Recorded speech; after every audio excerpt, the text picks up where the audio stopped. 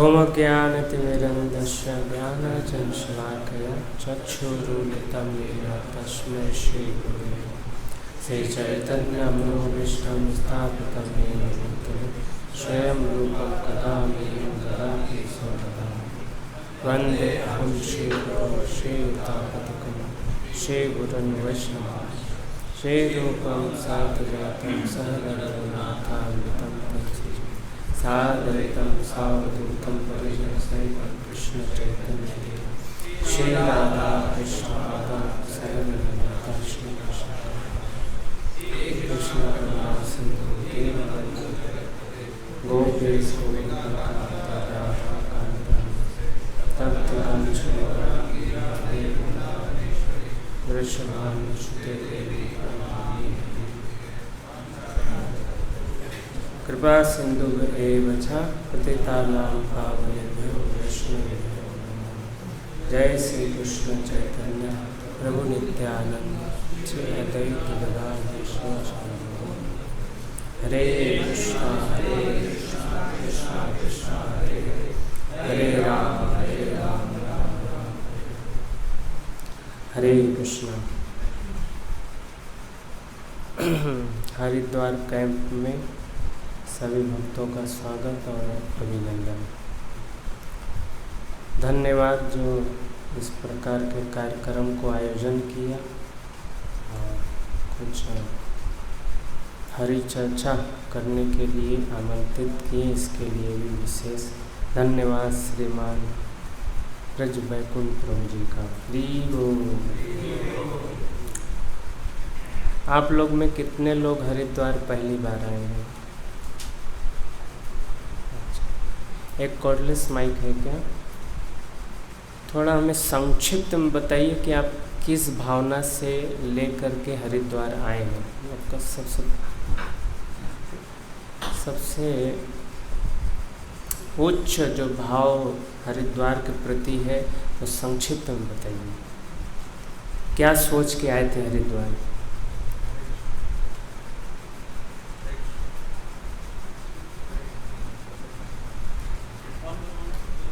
हरे कृष्ण प्रभु जी। तो हरिद्वार के बारे में मैंने सुना था कि बहुत सारे यहाँ पे पास हैं, बहुत ही बड़ी बड़ी यहाँ पे विशेष चीज़ें हुई हैं, जैसे उन सब के बारे में सुना था। तो यही था कि यहाँ से कुछ सीख सकें, कुछ थोड़ा सा मतलब एब्जॉर्प्शन आ सके, थोड़ा सा भगवान के बारे में और जान सकें, क्योंकि ये स्टार्टिंग का डेट है मतलब हरिद्वार, तो यहाँ से चीज़ें स्टार्ट होती हैं। तो बस इस चीज़ का जो फर्स्ट टाइम आए हैं वो बताएं, संक्षिप्त में बताएंगे। सबसे इम्पोर्टेंट चीज़ क्या आपको देखने के लिए यहाँ, या जो आपको सबसे ज़्यादा प्रोत्साहित किया?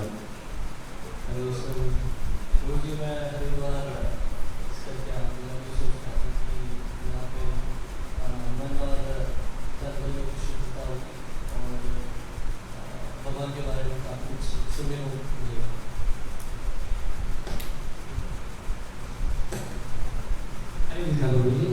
बेसिकली यहाँ आने का पर्पस भक्तों की संगति से कृष्ण प्रेम को डेवलप करना। नेक्स्ट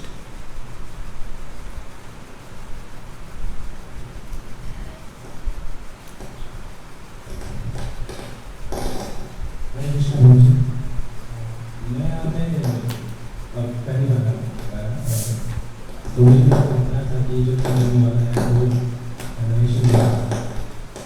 मेरे पास कई सारी राय है। तो यहाँ पे आके मैं क्या चाह रहा था कि जो माइंड सिंगिंग कर रहा हूँ यहाँ पे आके सिंगिंग कर रहा हूँ।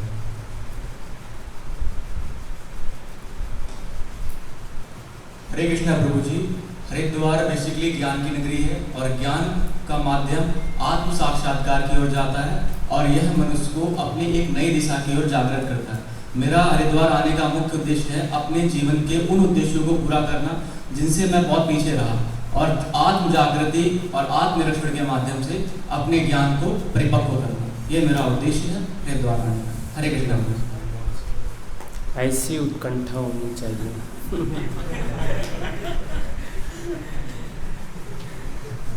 बताएं, अभी काफ़ी लोगों ने हाथ उठाया था, और कौन है बताएं। हरे कृष्ण जी। मैं भागवतम के अंदर मैंने पढ़ा था कि विदुर जी ने यहाँ पे भागवतम मैत्रेय मुनि से सुनी थी, और अजामिल भी अपनी जब विष्णु दूतों ने बताया था तो यहाँ पे अपनी भक्ति योग एग्जीक्यूट करने आए थे।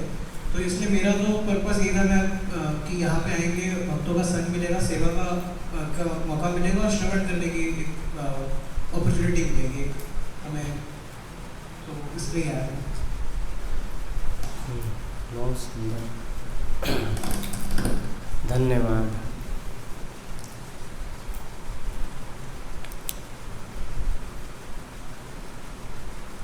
हरिद्वार धाम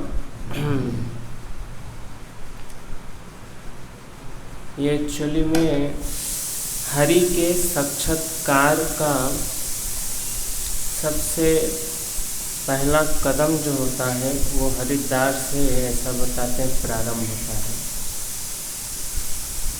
शास्त्रों में अध्यात्म मार्ग को समझने के लिए 3 स्टेप बताए गए हैं: ब्रह्मेति, परमात्मेति और भगवानेति।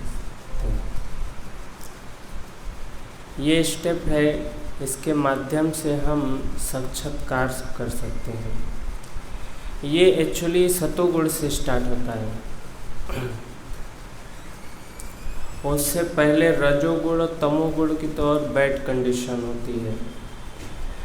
तमोगुण में व्यक्ति कम से कम कुछ श्रद्धा उत्पन्न करता है भूत प्रेतों के प्रति।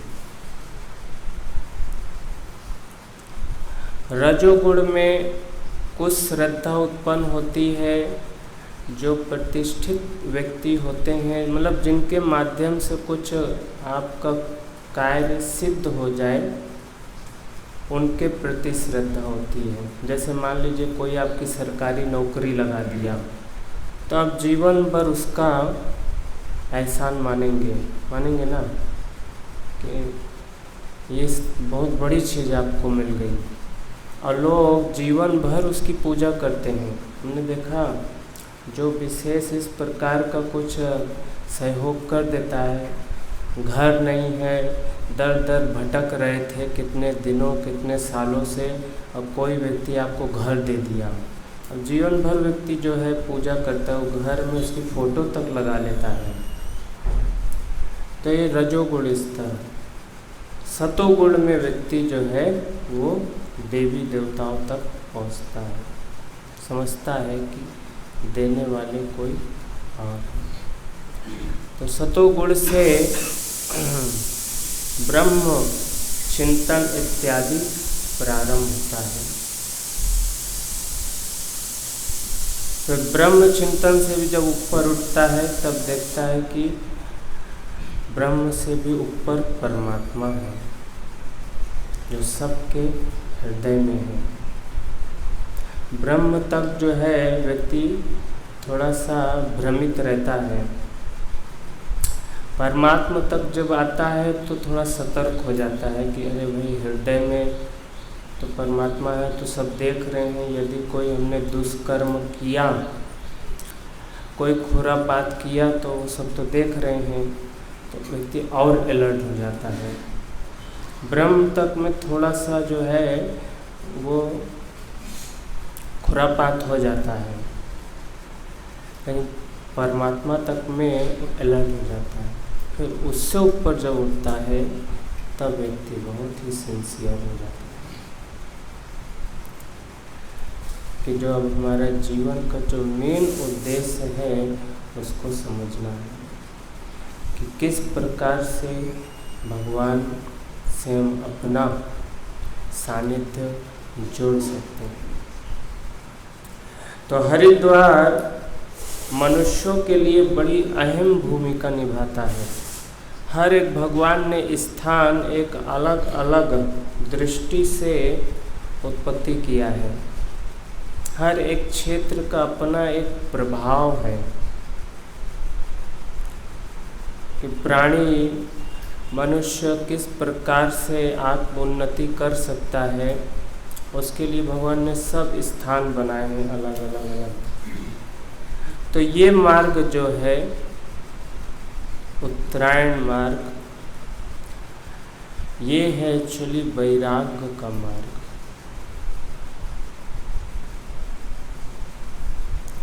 जितने भी बड़े बड़े संत मुनिगण ऋषिगण हुए हैं, सब देखेंगे, आप देखेंगे उनके जीवन चरित्र में, तो उनका अधिकांश प्रारंभिक जीवन जो है वो इसी ओर से स्टार्टिंग होता है।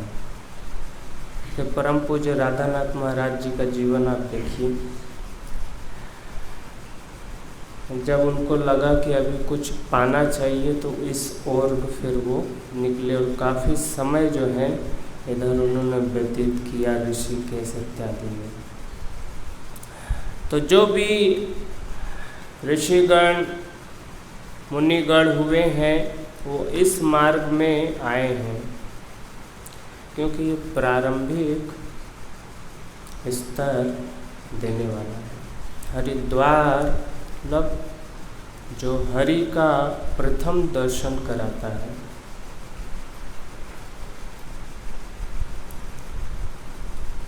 भगवान हरि का जो अनुभूति कराता है वो है हरिद्वार। इस क्षेत्र के 3 विभाग हैं। पहला है शिव क्षेत्र, जो कंखल इत्यादि है, शिव जी का ससुराल, वो है शिव क्षेत्र। शिव क्षेत्र से आगे आएंगे तब पड़ेगा माया नगरी। आज भी स्टेशन से बाजू में आप देखेंगे एक माया देवी का बड़ा प्राचीन मंदिर है, वो है माया नगरी। फिर उसके आगे स्टार्ट होता है हरि क्षेत्र। तो क्यों ऐसा विभाग बनाया गया? जब भी अध्यात्म मार्ग में निकलते हैं तो हमें अधिकांश जगह द्वारपाल के रूप में शिव जी ही मिलेंगे। जैसे हम लोग ब्रज धाम में जब जाते हैं तो आप पता है ब्रज धाम के गेट कीपर कौन है? शिव जी हैं। बिना शिव जी को आप प्रणाम करें अंदर एंट्री नहीं कर सकते। प्रथा है, यदि उस विधि का पालन नहीं करेंगे तो अंदर से ऐसे घूम के फिर भूल भुलैया की तरह निकल जाएंगे। उसके 4 मुख्य द्वार हैं ब्रज धाम के। जो पूर्व दिशा में द्वार है वो मथुरा नगरी है। जैसे ही आप एंट्री करेंगे मथुरा में तो सबसे पहले आपको दर्शन करना है भूतेश्वर महादेव का। जितने आपके दिमाग में भूत चल रहे हैं ना, वो सारे भूत को वहाँ पर पहले वो उतारते हैं।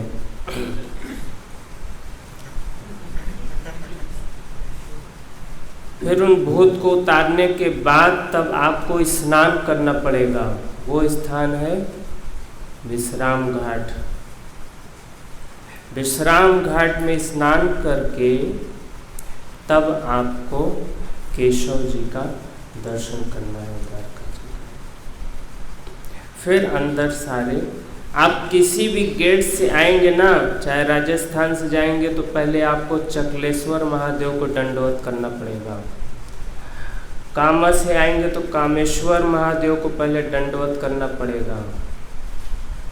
किसी भी दिशा से आएंगे तो पहले महादेव के चरणों में आपको प्रणाम करना है, तब घर के अंदर एंट्री करना है। लेकिन यदि इस विधि को पालन नहीं करेंगे तो आपको उसका रस जो है नहीं मिलता है। क्योंकि अध्यात्म मार्ग के जो शिरोमणि हैं वो महादेव जी हैं, और सबसे बड़ी सेवा का जो उत्तरदायित्व लेते हैं वो शिव जी ही लेते हैं। इसलिए वैष्णव के जो सबसे बड़े आचार्य गुरु हैं वो है महादेव जी। वैष्णवा नाम बिना शंभु के शरण में आए आप कृष्ण तक नहीं पहुंच सकते। कृष्ण तक पहुंचना इतना सरल नहीं है।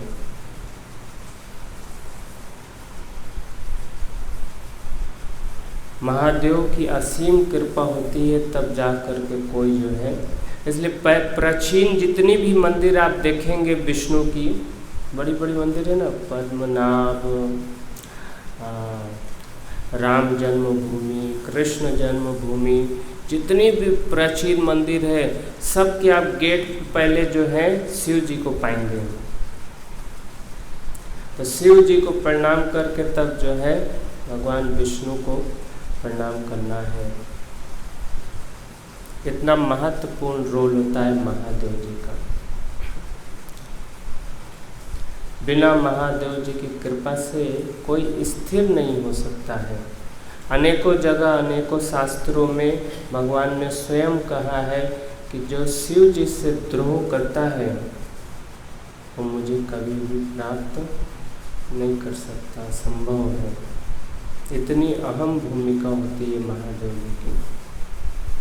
हर प्रकार से शिव जी कन्हैया की सेवा में लगते हैं, हर प्रकार से अपने 11 रुद्रों में जो है बढ़ करके विष्णु की आराधना करते हैं। और महादेव सिखाते हैं कि किस प्रकार से भगवान कृष्ण को पाना है या फिर आध्यात्मिक मार्ग में चलना है। तो इस क्षेत्र में भी महादेव जी पहले मिलते हैं कंखल में। शिव जी की कृपा प्राप्त करके तब व्यक्ति को जो है सारी माया को छोड़ना होता है। उस माया नगरी में सती जी की 2 चीजें गिरी थीं, एक है उनका नाभि और एक है उनका हृदय। जो पूरे बॉडी को जब काटा था सुदर्शन से तो अलग अलग जगह पर सब अंग गिरे थे, कितने शायद 52 या कुछ ऐसे हैं ना। तो यहाँ पर 2 अंग गिरे थे और जहाँ जहाँ उनके अंग गिरे वो सब सिद्ध पीठ स्थल माने गए और प्रयागराज में वो लुप्त हो गई थी। प्रयागराज में सिद्ध पीठ का नाम है आलोपी बाग। आलोपी मतलब पूरा लुप्त हो गई। स्टार्टिंग यहाँ से हुआ था। अब प्रकट जो ज्वालापुर है, जो वीरभद्र जी का, शिव जी का जो भेजे थे वीरभद्र को कि जाओ सर्वनाश कर दो दक्ष के यज्ञ को, तो वहीं ज्वालापुर में ही उनका ज्वाला प्रकट हुआ था और वहीं से फिर संहार करना शुरू किए थे। तो सती जी का 2 अंग जो गिरा, देखिए आपको भी, आपका भी एक एक अंग जो है शरीर के सब त्यागना पड़ेगा, छोड़ना पड़ेगा। कहाँ कहाँ पर इंद्रियों का विसर्जन करना है, कहाँ पर इंद्रियों की शुद्धिकरण करना है, ये सब बड़ा ही महत्वपूर्ण विषय है।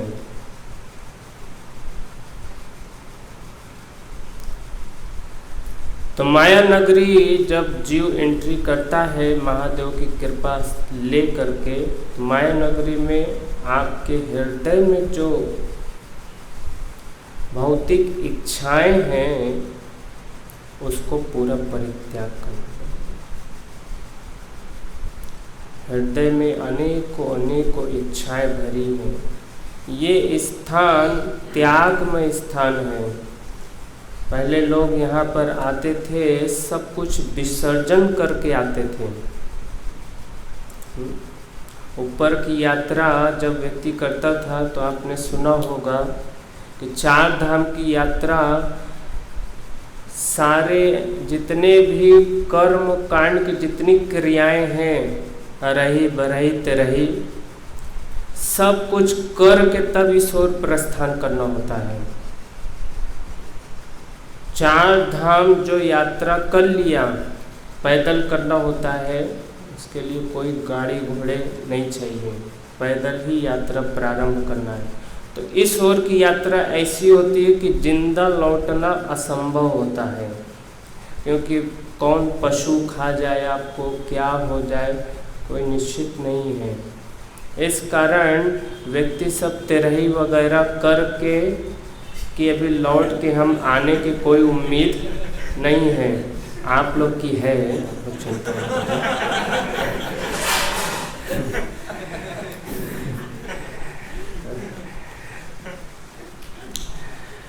तो सब कर लेते हैं, घर वाले सब, पूरे समाज में, गांव में सबको पता चल जाता है कि ये जा रहे हैं 4 धाम यात्रा करने।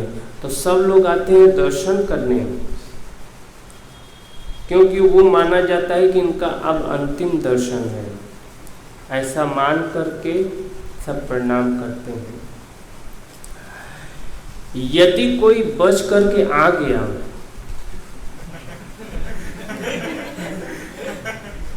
तो उसको भगवान स्वरूप मानते हैं उनको। तब हम लोग में हिंदू प्रथा है, जब कोई 4 धाम करके आता है तो उसको नारायणो हरि की दर्जा दिया जाता है। मुसलमानों में जब कोई हज करके आता है तो उनमें हाजी कहलाते हैं कि अब इन्होंने हज कर लिया है।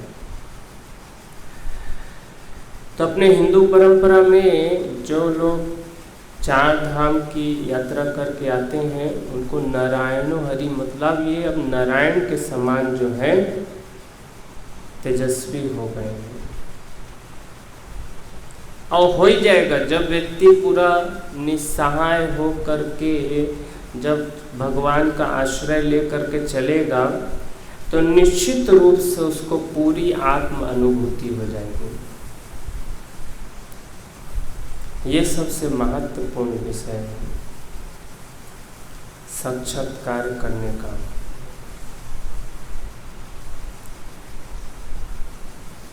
जब व्यक्ति समाज से, घर से उबता है, डिप्रेशन में आता है, तब व्यक्ति मंदिर या आश्रम का आश्रय लेता है ना।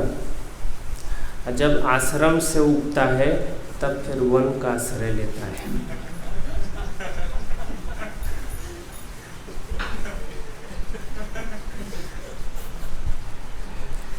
एकांतिक जीवन।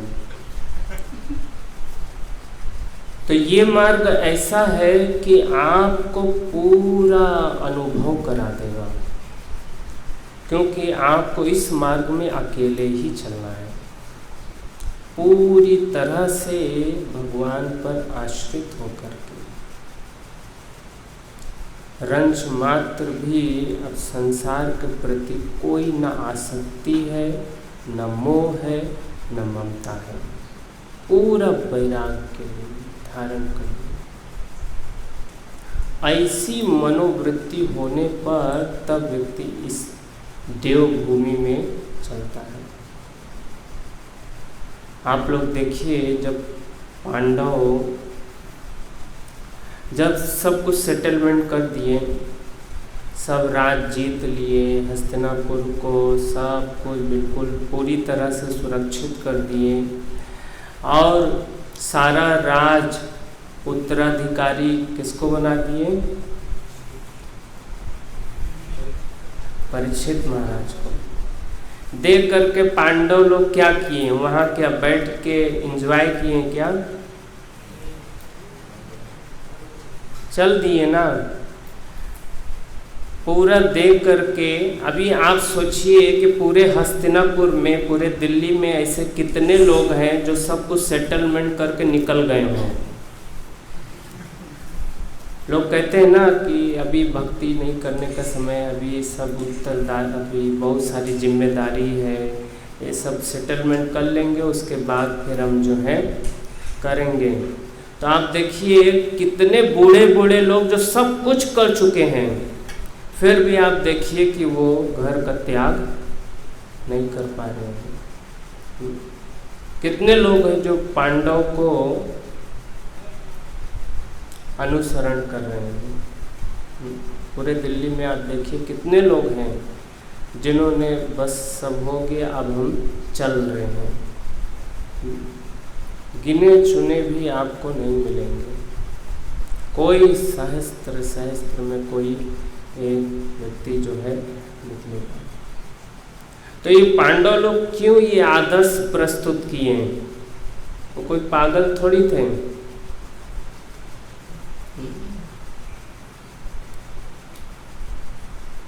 सब कुछ मिल गया था, अब कोई शत्रु भी नहीं था।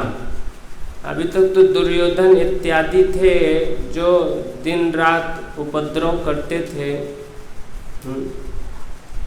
अभी तो कोई दुश्मन शत्रु उनका नहीं है। अभी तो सब उनके अनुकूल हो गया है ना पांडव के। फिर क्यों चल दिए वो?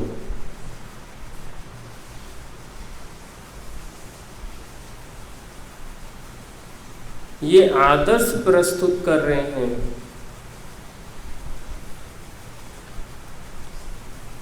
आम जीवों के लिए। यदि इस प्रकार से संसार से विरक्ति नहीं होगी तो हमारी दुर्गति का कारण हो जाएगा। मनुष्यों की दुर्गति का कारण संसार की आसक्ति है, विषयों की आसक्ति है। उसको पूरे हृदय से निकालना पड़ेगा। रामाचार्य जी का नाम सुना आपने? रामानंदाचार्य जी बहुत प्रसिद्ध, उत्तर भारत में प्रयागराज के पास से ही उनका जन्म हुआ। कबीरदास जी के गुरु जी छोटे से थे। उनके दादाजी ने बताया था कि बच्चा बहुत बड़ा महापुरुष बनेगा, घर और पे नहीं रहेगा, बहुत बड़ा आचार्य बनेगा। तो उनके पिता सोचते थे ये कैसे हो सकता है बच्चा जो इतना बड़ा आचार्य बनेगा, और इतनी बड़ी बात बोल देना किसी बच्चे के लिए तो भी आश्चर्य ही है। तो पिताजी के मन में हमेशा एक डाउट रहता था कि सही में बनेगा या उन्होंने ऐसे ही केवल एक बढ़ाने के लिए बोल दिया है। तो जब बच्चा कुछ समझने लायक हो गया तो उससे पूछा, शायद रामा नाम था या राम नाम था, तो उससे पूछे बालक से कि ये बताओ, पिताजी ने बड़े ही गंभीर प्रश्न किए और एक ही लाइन का प्रश्न किया कि बेटा मुक्त कौन है और बद्ध कौन है, बस इतना ही पूछा पिताजी ने। एक लाइन का प्रश्न, तो बच्चा एक ही लाइन में उत्तर दे दिया। अब बिल्कुल छोटा सा है, कोई मतलब ज़्यादा अभी बात करने की शैली भी नहीं है, बहुत विद्वता भी नहीं, ऐसा मालूम चल रहा है। तो बालक ने कहा कि पिताजी विषय आसक्त ही बद्ध है और विषय मुक्त ही मुक्त है। बस इतना ही बोल के भाग गया खेलने। अब इतना गंभीर उत्तर कोई बच्चा दे सकता है?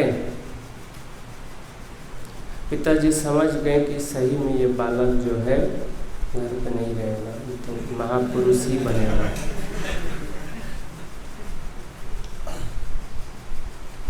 कि विषयों में जब तक आसक्ति है तब तक जो है देह परिवर्तन चलता रहेगा,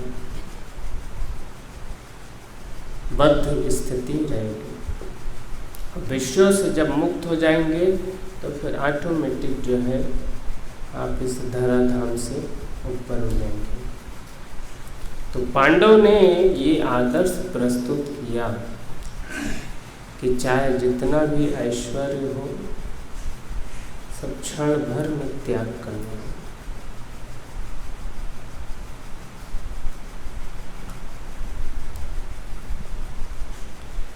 त्याग भी एक ऐश्वर्य है। कुछ लोग त्याग के नाम पर थोड़ा सा शुद्ध हो जाते हैं, दुखी हो जाते हैं, इतना कमाया है क्या होगा, इतना पिताजी ने हमारे लिए रखा है, क्या क्या सोच करके रखे हैं। अभी त्याग के नाम पर व्यक्ति बड़ा दुखी हो जाता है। लेकिन त्याग भी एक ऐश्वर्य है। भगवान के 6 ऐश्वर्य हैं ना, क्या क्या है?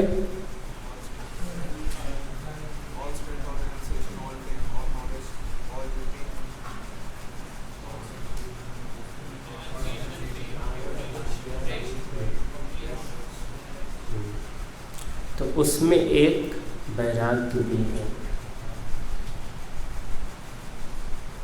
त्याग करने की एक क्षमता भी है भगवान के अंदर।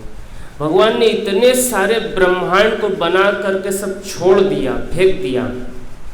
सोचिए, इतने एक एक ब्रह्मांड में कितना अनमोल अनमोल वस्तु है, पता है?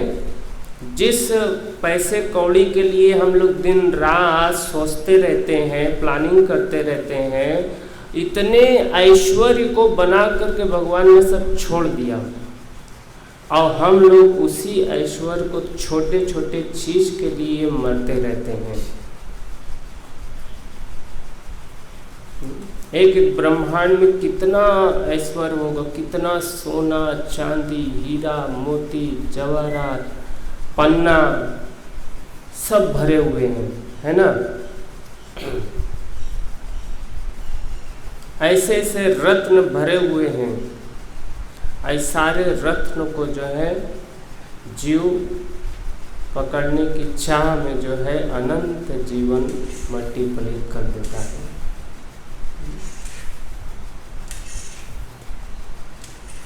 बड़ी बड़ी तपस्याएं करता है। क्यों करता है? इसी भोगों को प्राप्त करने के लिए, कि भोग से ज़्यादा सुख मिलेगा, भोग से सुख नहीं है। इसलिए त्याग को एक ऐश्वर्य कहा गया है। वैराग भी अपने आप में एक महान ऐश्वर्य है। जो व्यक्ति त्यागी होते हैं, वैरागी होते हैं, वो जल्दी प्रसिद्ध हो जाते हैं। आप देखिए, प्रैक्टिकल रूप में समाज में देखिए, आप अभी एक संकल्प ले लीजिए कि आपके पास जितना कुछ है सब दान कर दीजिए। देखिए, सारे बच्चों में आप प्रसिद्ध हो जाएंगे। लेने वाला व्यक्ति प्रसिद्ध नहीं होता है, लेने वाला व्यक्ति प्रसिद्ध नहीं होता है, लेकिन देने वाला व्यक्ति पूरे समाज में प्रसिद्ध हो जाता है। तो है ना ये ऐश्वर्य। जो जितना देता है, जितना देता है, उसका देखिए रूप रंग भाव बिल्कुल जो है अलग ही निखर जाता है। और जो जितना संग्रह करने वाला होता है उतना ही डल माइंड का हो जाता है। ऐसे कवियों ने तो उपमा दिया है कि जैसे गंगा जी अन्य नदियां हैं, इस समुद्र को देती रहती हैं। तो देते देते देते देते आज तक ये मीठी की मीठी हैं, और समुद्र लेते लेते लेते लेते खारा हो गया। तो लेने वाला व्यक्ति जो है खारा हो जाता है, लेकिन देने वाला व्यक्ति जो है उदार हृदय हो जाता है। तो जो व्यक्ति जितना देने में माहिर है, ये वैराग्य ऐश्वर्य का उतना ही उसका जो फल है ऐश्वर्य का वो प्राप्त कर लेता है। अभी हम लोग मोबाइल के बिना नहीं रह सकते हैं। आप प्रैक्टिस करके देखिए, 24 घंटे के लिए आप मोबाइल छोड़ दीजिए, देखेंगे आप बिल्कुल बेचैन हो जाएंगे। लगेगा जैसे आपका कोई कीमती चीज़ सगा संबंधी चला गया दुनिया से। ऐसा महसूस होने लगता है। मोबाइल नहीं है तो लगता है जैसे बहुत कीमती चीज़ आपका चला गया, आप उसके बिना समय ही नहीं बिता पा रहे हैं। क्या होगा? इसको भी त्याग करिए। सब धीमे धीमे एक एक त्याग करते चले जाइए। फिर आपके उदाहरण से लोग सीखेंगे कि बिना संग्रह किए व्यक्ति कितना संतुष्ट है। यद्यपि भक्ति मार्ग में इन सब को यूज करना है, लेकिन हमें अपने पर्सनल इंद्रियों के लिए नहीं। किसके लिए? कृष्णा के लिए। और नित्य सन्यासी, नित्य बैरागी, भगवान ने गीता में कहा, वही है जो मेरे लिए सारे सामानों का प्रयोग करता है। तो सामान का प्रयोग करना मतलब ये चेष्टा नहीं होनी चाहिए कि इसके प्रति हमारी आसक्ति हो गई। इन सब से पूरे हृदय से विरक्त होना है। ये कृष्ण के लिए कर रहे हैं, उनसे पूरी विरक्ति होनी चाहिए।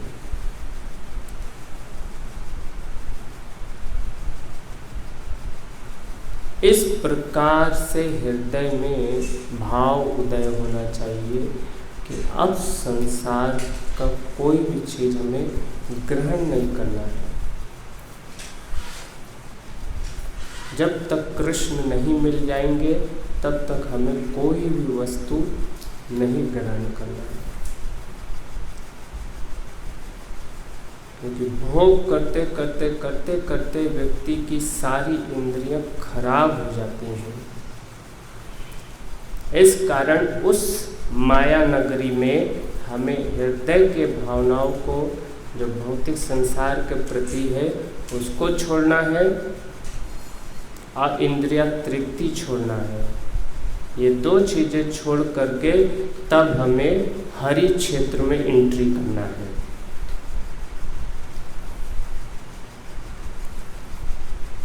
यदि उस क्षेत्र माया नगरी में माया देवी के पास तक अगर डिजायर खत्म नहीं हो रही, फिर वहीं से बैक गेयर लगा लीजिए, फिर निकल जाइए, फिर प्रयास करिएगा धीमे धीमे धीमे धीमे अगर इस लाइन की ओर आने के लिए कि ऐसा हृदय बनाना पड़ेगा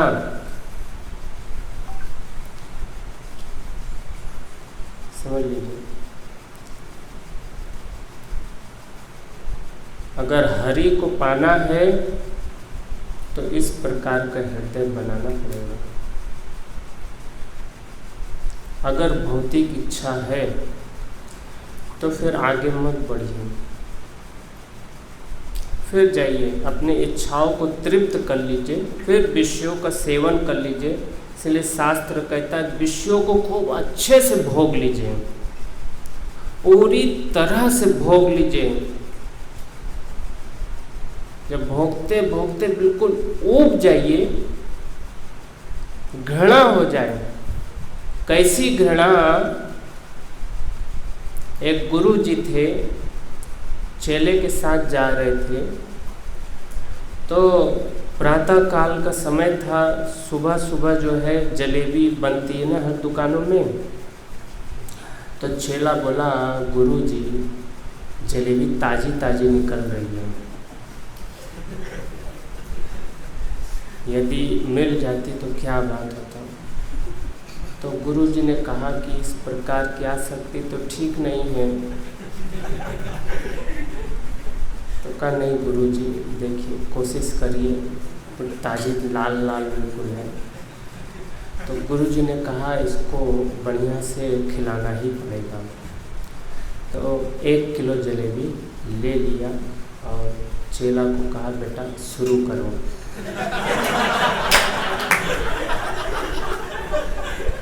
1 किलो तुरंत खत्म हो गया। फिर गुरुजी ने 1 किलो ले लिया, फिर कहा बेटा ख़त्म करो।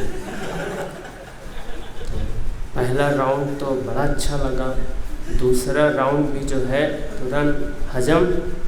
फिर गुरुजी 1 किलो ले करके रख दिए कि बेटा इसको भी हजम करो। तीसरे राउंड से थोड़ा भय उत्पन्न हो गया कि गुरुजी अब क्या करवाना चाहते हैं। कोई गुरुजी की लीला समझ में आ नहीं रही। फिर भी उसको खा लिए। तीसरा किसी तरह जो है नाक मुंह बना करके ख़त्म किए। फिर गुरुजी 1 किलो और रख दिए कि बेटा इसको भी जो है आप तो जो है जो चीज़ आनंद दे रही थी अभी वही चीज़ जो है दुख देना शुरू कर दिया। अब वो चेला बोलने लगा, नहीं गुरुजी अब तो पेट भी फट सकता है, मैं कहा नहीं खाओ, मैं चाहता हूँ जी भर के खाओ। नहीं गुरुजी तो ज़्यादा हो जाएगा। नहीं बेटा खाओ तुम। अब गुरुजी वो 5वां राउंड भी जो है खिला दिए और फिर 1 किलो बोले गुरुजी अब तो आर या पार, अब अगर खाएं हम तो गुरुजी अब दुनिया में हम नहीं रह पाएंगे। गुरुजी ने कहा नहीं कोशिश करो। और जैसे ही वो 6वां राउंड खाया और जितना 5 राउंड 5 किलो तक खाया था वो सब बलबला करके सब निकल गया। और इतना भयानक पीड़ा हुआ कि ऊपर से भी निकला और नीचे से भी निकला। इतना भयानक, कभी कभी ऐसी पोजीशन आ जाती है कि व्यक्ति दोनों साइड से निकलता है। अब समझिए बिल्कुल मरणासन अवस्था में आ गया।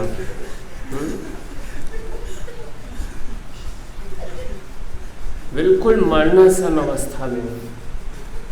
तो गुरुजी ने किसी तरह से उपचार करा करके उसको ले गए। फिर दूसरे दिन गुरुजी निकले, आगे की यात्रा शुरू की। फिर जलेबी की दुकान लग गई। तो गुरुजी ने चेला से कहा कि ले, और जलेबी देखते ही मन उसका जो है वही उल्टी याद आने लगी। डकार जो है शुरू हो गया, मतलब घृणा हो गई जलेबी से, इतनी घृणा हो गई। गुरुजी जलेबी का नाम मत लीजिए, नाम मत लीजिए गुरुजी, कल तो किसी तरह बच गए, आज बचेंगे नहीं बचेंगे क्या होगा। तो ऐसी घृणा होनी चाहिए संसार के प्रति। इसीलिए शास्त्र कहते हैं जी भर के पहले भोग लो संसार को। जब पूरा घृणा हो जाए संसार से तब इस मार्ग में चलना।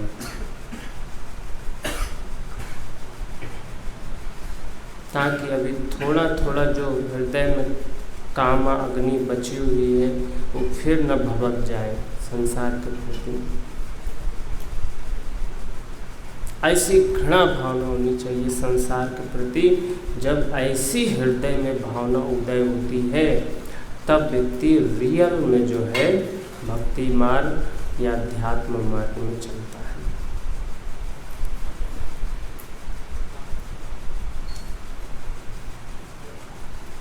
तो माया नगरी, माया देवी वहाँ पे इसी चीज़ को प्रदर्शित करती हैं। उनका जो हृदय गिरा, हृदय को वहाँ गिरा ख़त्म कर दीजिए। हृदय में कोई कामना ही नहीं है, क्योंकि वहाँ से हरि क्षेत्र में एंट्री करना है। तो अब हमें हरि के जैसा ही हृदय परिवर्तन करना है कि हरि को किस प्रकार का हृदय चाहिए।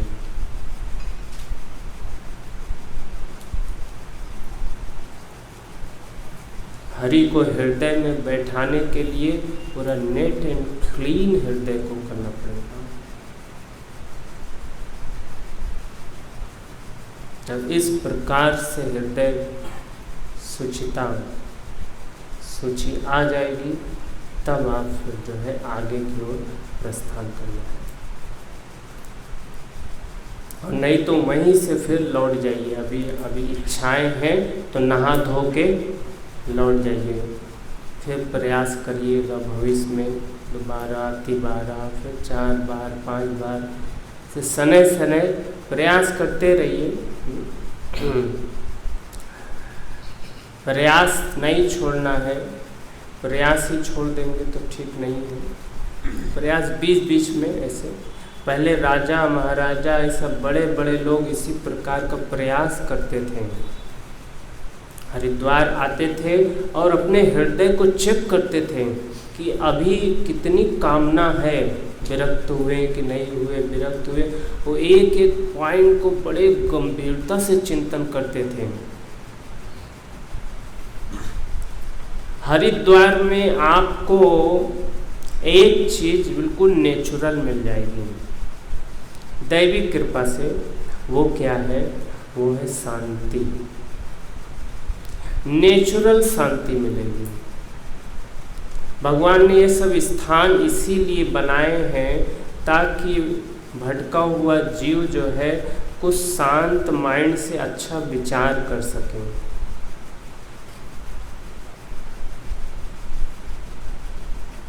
ये शांति जो हरिद्वार के प्रभाव से मिलेगी, ये आपको बॉम्बे, दिल्ली, सब बड़े बड़े शहरों में नहीं मिलेगी, क्योंकि ये क्षेत्र हरि का है। हरि ने इसको एकांत इसीलिए बनाया है क्योंकि व्यक्ति शांत माइंड से सोच सके। पूरा हरि क्षेत्र अभी हम देखते हैं 2001 में जब हम आए थे यहाँ ज्वाइंट हमने यहीं से किया, हरिद्वार से ही, तो सब पूरे जंगल था ये। और प्राचीन जो यहाँ 2-4 मंदिर बहुत प्राचीन है, जैसे बैकुंठ मंदिर है, ये बहुत प्राचीन है। गीता कुटीर बहुत प्राचीन है। कुछ मंदिर है जो यहाँ बहुत प्राचीन है। और उसमें से एक अपने संप्रदाय के मंदिर भी बहुत प्राचीन है, भक्ति सिद्धांत महाराज ने जो गौड़ी मठ स्थापित किया था। आज भी आप जाएंगे रेलवे स्टेशन के पास में ही 64 मठों में से, और सबसे अंतिम मठ यहीं का स्थापित हुआ था। भक्ति सिद्धांत महाराज की इच्छा थी, ये बड़ा ही गंभीर विषय है। भक्ति सिद्धांत महाराज ने जब देखा कि मंदिरों में सब लड़ मर रहे हैं, तो उनको बड़े हृदय में बहुत दुख हो गया। भक्ति सिद्धांत महाराज बोले कि चैतन्य महाप्रभु ने राजा के लड़कों को फकीर बना दिया भक्ति करने के लिए, और मैंने फकीरों को राजमहल दे दिया और ये सब लड़ मर रहे हैं।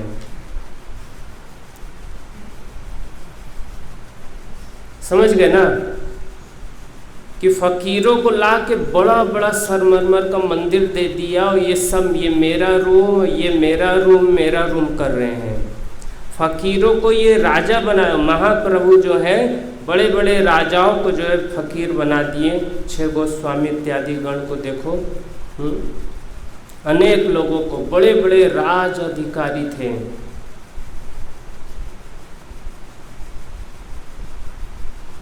तो भक्ति सिद्धांत महाराज के हृदय में एक बात बड़ा दुख आ गया कि वो क्या करें हम इनके लिए। तब ये लास्ट बनाए थे कि भाई चलो इसको बनाएंगे तो इस मार्ग से जो है कम से कम इनको कुछ शिक्षा मिलेगा कि सब संसार त्याग करना है, सब क्षणिक है। यहाँ कुछ पल गंगा जी के किनारे बैठ करके गंगा जी को देखते हुए नेचुरल ही वैराग धारणा हृदय में लाना है, ये भाव था।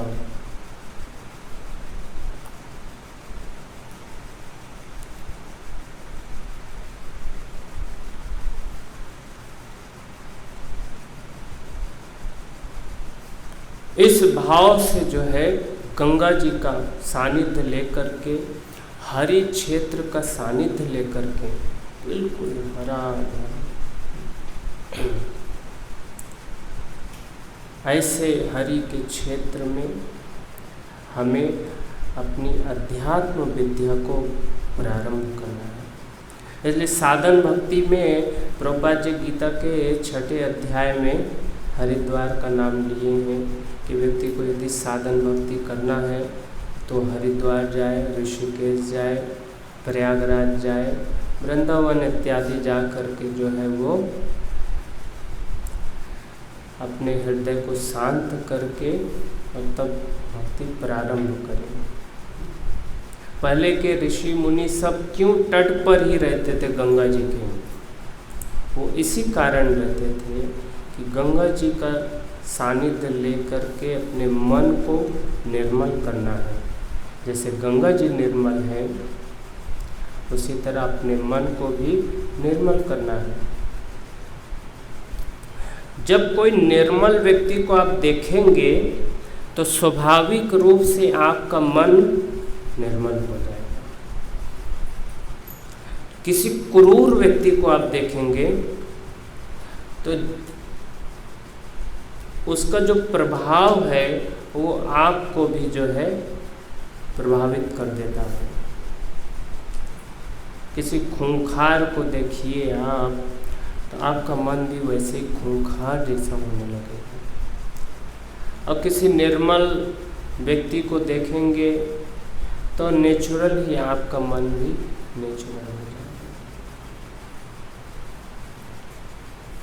तो इस हरि क्षेत्र में जो है गंगा जी की निर्मल धारा का संग लेकर के मन को शांत करना है। गंगा जी को निहारते रहना है। गंगा जी का जो शब्द है वो आप ध्यान पूर्वक सुनेंगे तो वो हरी हरी हरी हरी हरी कंटिन्यू गंगा जी की धारा से जो आवाज़ आती है वो हरी हरी की आती है। और सबसे ज़्यादा आप सुनेंगे गंगोत्री में। गंगोत्री में जब प्रथम नीचे सूर्य कुंड में जब स्पर्श करती है तब सुनेंगे हरी हरी हरी हरी ना। इसीलिए कहते हैं कि गंगा जी हर हर हर हर बहती हैं। कुल हरि का नाम, सतत हरि का नाम लेते हुए बहती हैं, क्योंकि गंगा जी और हरि में कोई अंतर नहीं है, क्योंकि भगवान के चरणों से ही साक्षात गंगा जी चरणामृत है। गंगा जी का पान करना साक्षात चरणामृत पान करना है, शीतल कर देता है। तो ऋषि मुनि इसी कारण तटों पर अपना आश्रम कुटिया बना करके रहते हैं, ताकि हमने देखा है जो सप्तऋषि साइड में पूरा क्षेत्र अभी भी कुटिया बना हुआ है, वो जो नशेड़ी साधु नहीं है ना, उनका हृदय आप देखेंगे ना सॉफ्ट हृदय होता है। क्यों? इधर दो प्रकार के ही लोग मिलेंगे आपको, एक साधु मिलेगा, एक असाधु मिलेगा। दो चीज़ें यहाँ पर दैवी कृपा से मिलती हैं, एक शांति मिलती है और दूसरा गांजा और भांग मिलता है।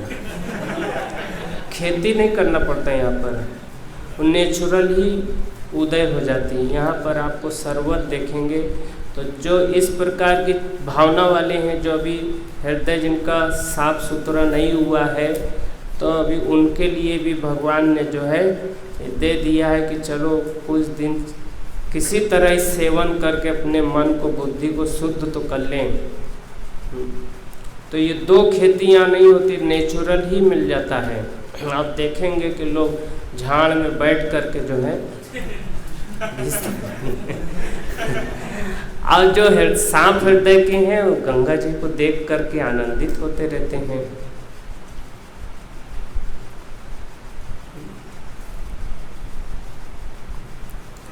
अब ये भी शुद्धिकरण नहीं हो रहा है तो फिर आप फिर जाइए संसार में विषयों को सेवन करिए। कुछ दिन यहाँ रहिए, हृदय को चेक कर लीजिए आप कितने पानी में हैं, ठीक है, उससे पता चल जाएगा। लेकिन ये सब चीज़ें बड़ा सूक्ष्म रूप से आपको करना पड़ेगा। बहुत ही एकाग्र चित्त होकर के अपने मन के कंडीशन को समझना पड़ेगा।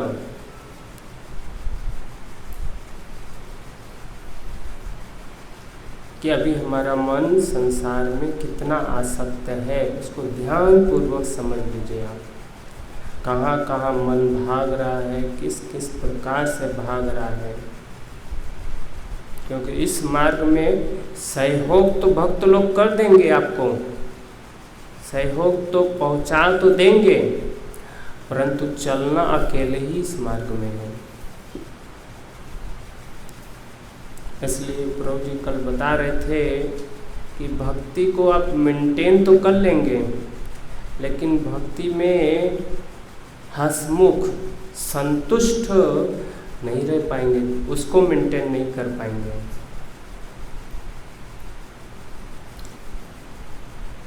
चित्त को आनंदित करना बहुत कठिन है।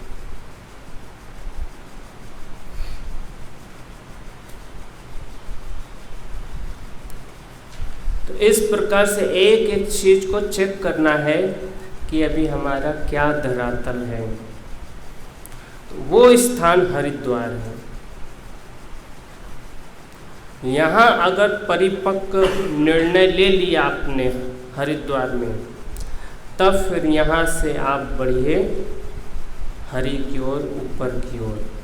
और उसके बाद का जो स्थान है वो है ऋषिकेश। ऋषिकेश में अपने सारे इंद्रियों को बिल्कुल बांध लेना है।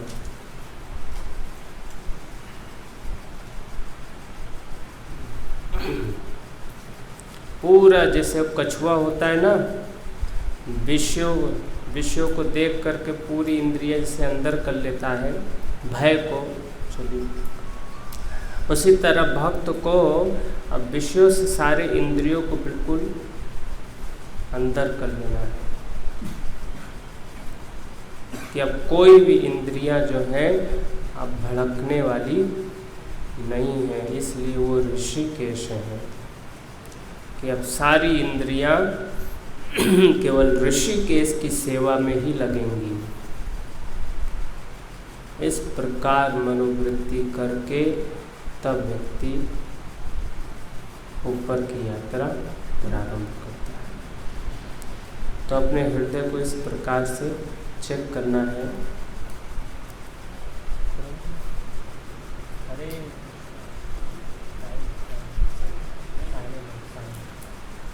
इस प्रकार से चेक करना है। ये चेक करना ही सबसे बड़ी भूमिका है आपकी। अब उसको किस प्रकार से हमें कृष्ण भावना भावित बनाना है, इस चीज को आपको मेंटेन करना पड़ेगा।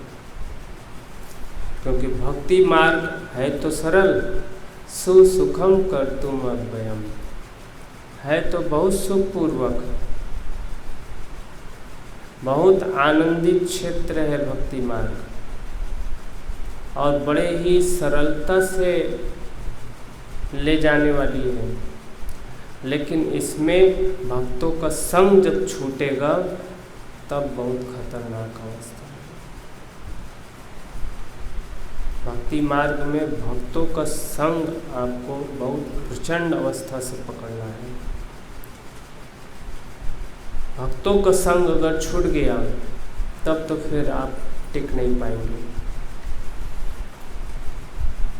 जब तक भक्तों का संग है तब तक तो आपको बहुत अच्छा लगेगा। आप अकेले रह के 15 दिन देखिए, 15 दिन आपका 15 युग के समान हो जाएगा।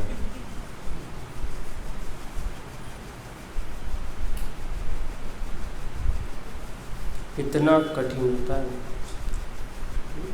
सारे सामान को हटा करके आप 15 दिन केवल यहाँ पर रह के देख लीजिए अकेले, तब आपको पता चलेगा मन आपका किस कंडीशन में है।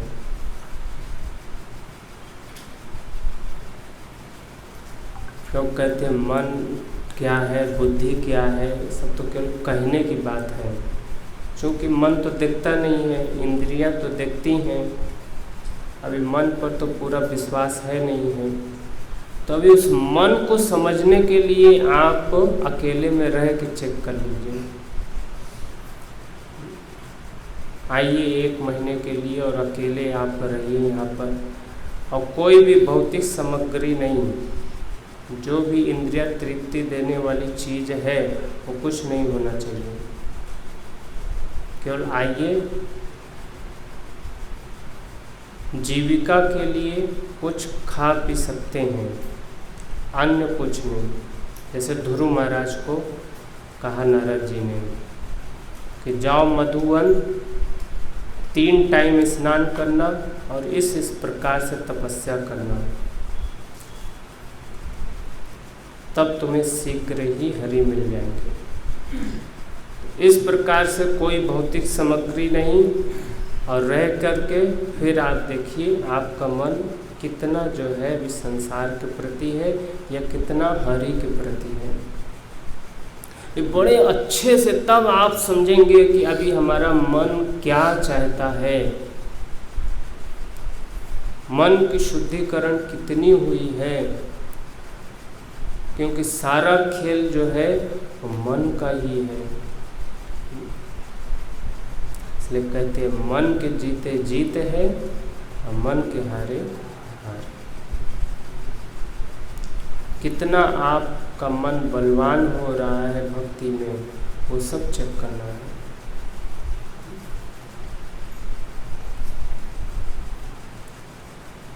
और खूब प्रैक्टिस करिए, खूब चाहे हरि नाम का आश्रय ले लीजिए, चाहे ग्रंथों का आश्रय ले लीजिए, मतलब किसी तरह आश्रय ले करके फिर मन को लगाना है।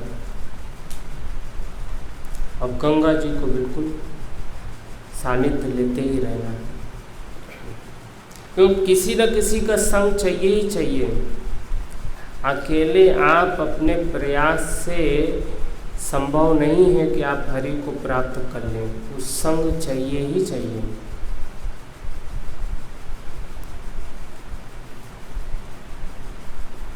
बिना संग के आप कर ही नहीं पाएंगे, सक्सेस नहीं होंगे।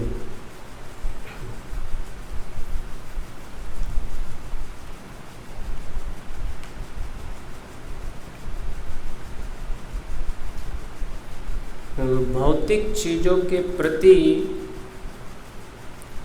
वो ही हमारा सबसे बड़ा दुर्गति का कारण है। तो इस हरिद्वार में कई सारी चीज़ें हैं। ये तो केवल हमने एक फील्ड बनाने का एक वो दिया है कि किस भावना से हमें यहाँ पर रहना है, किस प्रकार से अपने मन को मेंटेन करना है। फिर यहाँ पर कैसे कैसे लोगों ने किस किस प्रकार से हरि को पाया, उस चीज़ को विचार करना है, क्योंकि उसी प्रकार की तैयारी आपको करना है कि हम भी जो है अब उसके आदर्श को ग्रहण करेंगे। चाहे पांडव का जीवन ले लें, किस प्रकार से स्वर्गारोहण किया। युधिष्ठिर महाराज ने क्या कहा था कि इस मार्ग में यदि कोई पीछे मुड़ के देखा तो फिर वो शरीर छूट जाएगा, इसलिए पीछे नहीं मुड़ना है।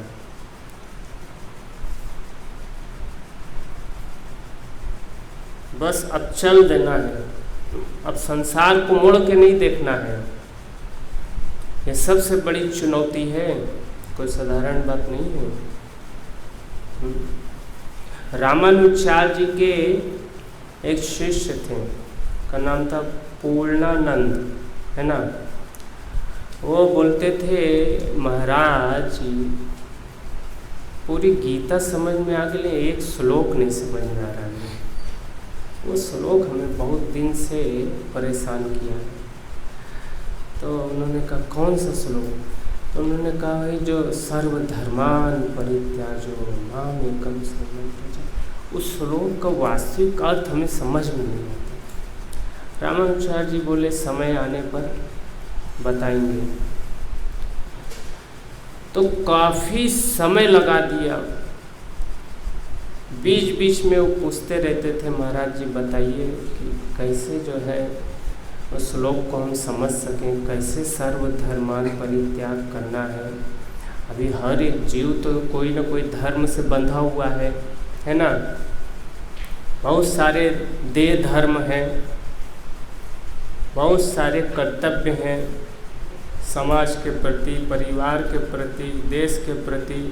अभी इतने सारे धर्म, कैसे हम सब धर्म को छोड़ सकते हैं?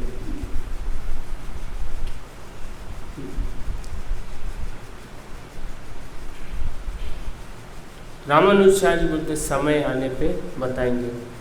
बहुत समय हो गया, उसको भी बेचैनी हो गई कि नहीं आप बताइए क्या क्या है इसका सटीक उत्तर क्या है, बताइए। बिल्कुल अब रहा नहीं जा रहा है, बता दीजिए महाराज। शरीर छूट जाएगा, उत्तरों नहीं मिलेगा। तो जब ऐसी उत्कंठा हो गई तब रामानुजाचार्य बोलते हैं कि इसका उत्तर पाने के लिए तुम्हें कुछ करना पड़ेगा। कहें आप जो बोलेंगे वो हम करेंगे। तो उन्होंने कहा शायद 3 महीने या 6 महीने के लिए उन्होंने कहा कि नाक के बल सीधे जाना है, चाहे जो भी आ जाए नाक के बल। मान लो कहीं सो गए और करवट बदले, फिर सुबह उठे तो दूसरी तरफ नाक चला जाएगा। बोले जिधर नाक हो जाएगा उधर ही चल देना है। ऐसी परीक्षा 3 महीने या 6 महीने ऐसे कुछ बोले। बोले 6 महीने तक ऐसे बस नाक के बल चलते रहना है। जब 6 महीना कंप्लीट हो जाना है चले आना, फिर हम पूछेंगे तुम्हें उत्तर मिला कि नहीं मिला। तब गुरु की आज्ञा हो गई, अब उत्तर जानना है तो करना ही पड़ेगा। तब वो नाक के बल फिर चल दिए। जिधर से सन्यासी का एक कोटा होता है ना कि नाक के बल उठे, अब जिधर नाक है उधर चल देना है सन्यासी को।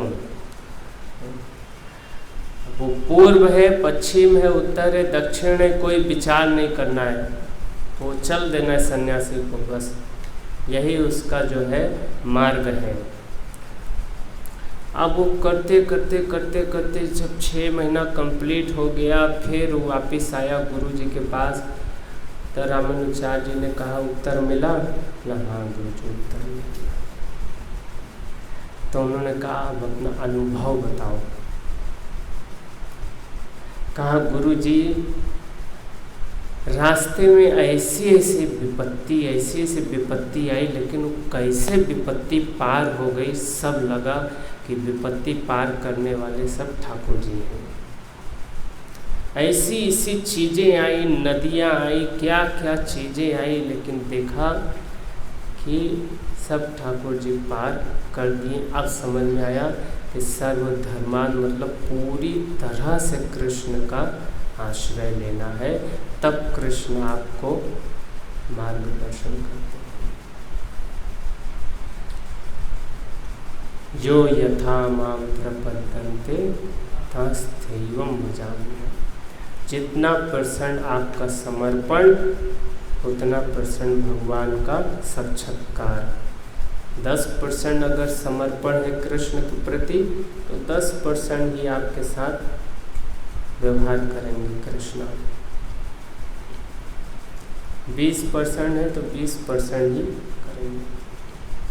तो मुसलमानों में कहते हैं जैसी मन्नत वैसी फातिया। जैसा आपका मनोभाव, पात्री प्रभु का एक डायलॉग बोलते हैं, जैसा भाव वैसा प्रभाव। जैसी आपकी दृष्टि वैसी सृष्टि। जितना % कृष्ण के प्रति आपका समर्पण होगा उतना साक्षात्कार होगा। पूर्ण समर्पण है तो फिर पूर्ण कृपा। फिर आप इमीडिएट देख लीजिए, भगवान रस देने में विलंब नहीं करेंगे, कृपा करने में विलंब नहीं करेंगे, केवल जीव की शरणागति में विलंब होता है। इतने हृदय में इतनी ग्रंथियां हैं, एक एक करके बहुत जटिल जटिल ग्रंथियां हैं। बहुत काल लग जाता है इन ग्रंथियों को काटने में।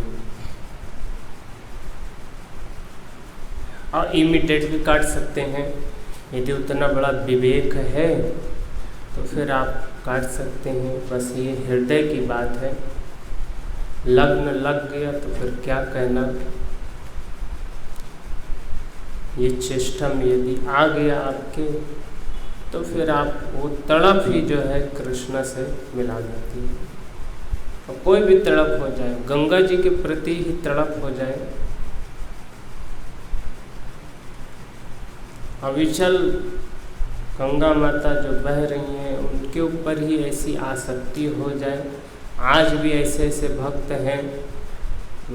मायापुर में महाप्रभु के एक भक्त हुए हैं श्रीधर, कोला बच्चा श्रीधर।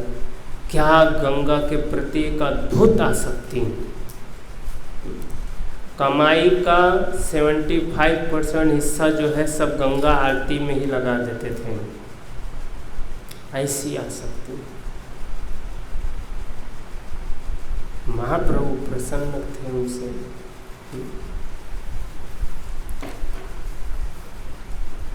तो इस प्रकार की आसक्ति हो जाए तब तो फिर सुसुखम कर तुम फिर तो बहुत ही सुख है और नेचुरल होना ही चाहिए।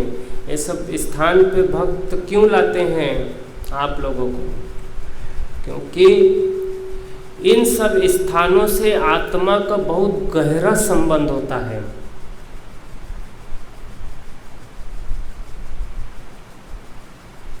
कोई कोई स्थान उसके प्रारब्ध, उसके कर्म को लेकर के कोई स्थान इतना उस आसक्त हो जाता है, उस स्थान से इतना प्रिय लगने लगता है कि उस स्थान के बल पर वो जो है फिर एक नंबर की भक्ति करता है। इसीलिए अजामिल को यहाँ भेजा।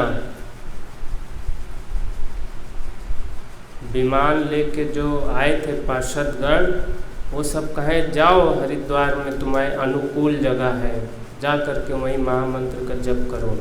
यहीं पर उनका भजन कुटीर है अजामिल का। भट्ट हरि जी का भी यहीं भजन कुटीर है मनसा देवी के नीचे।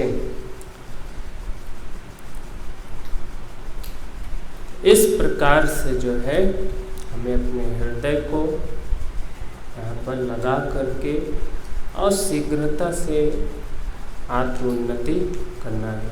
ठीक है, तो कई सारी यहाँ पर और भी कई सारी चीज़ें हैं, तो फिर कभी समय देंगे तो फिर कहने का प्रयास करेंगे। ठीक है। हरे कृष्णा कृष्णा कृष्णा हरे हरे, हरे राम राम राम हरे। श्री गंगा मैया की, श्री राधा राधिका रमन भगवान की, कृष्ण बलराम की, श्री जगन्नाथ स्नान यात्रा महामहोत्सव की निताय गौर प्रेमानंदे। किसी का कोई प्रश्न? माइक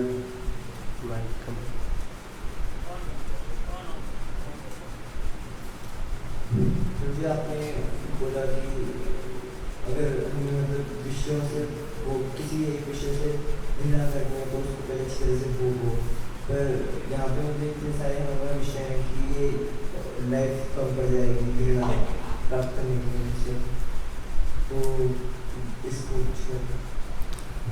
कई काल लग जाते हैं। शास्त्रों में यदि कहा गया है तो कुछ न कुछ दृष्टिकोण तो होगा ही होगा। कभी कभी हम देखते हैं कोई भोगते भोगते बहुत भयानक रोग हो जाता है, कैंसर, एड्स वगैरह है, तो उतनी समय में मरता क्या न करता।